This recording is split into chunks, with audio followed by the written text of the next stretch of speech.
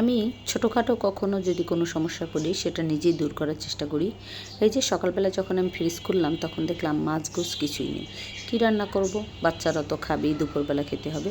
তো হঠাৎ করে এই যে আমার বিপদের বন্ধুকে আমি সঙ্গে নিলাম, সেটা হচ্ছে আমার ডিম। ডিমটাকে সেদ্ধ করে হালকা একটু ভেজে নিলাম। ভেজে আমি বাটা পেঁয়াজটাই ব্যবহার করি। পেঁয়াজ, আদা, রসুন, তার সাথে হলুদ, মরিচ সব কিছু একটু লবণ দিয়ে ভালো করে আমি কষিয়ে নিচ্ছি। এই যে দেখো ভালো করে আমি কষাচ্ছি। তার সাথে দিলাম আলু, যেটা আমাদের আরও একটা ভালো সঙ্গী। যাই হোক, আলুটাকে আমি কুচিয়ে নিয়েছিলাম। তো দেখো, কে কে কে এই যে আলু এবং ডিম খাও আমাকে জানাবে। আমাদের বাসায় মাঝামাঝি হয় যখন দেখি যে কোনো কিছুই নাই বাজার করার মতো, তো এরকম সবসময় হয় না। তা আমি ডিমটাকে মাঝখান থেকে অর্ধ করে কেটে নিলাম। এই যে ডিমের কুসুমটা যখন আমার দিকে তাকিয়ে থাকে না, আমার খুব ভালো লাগে।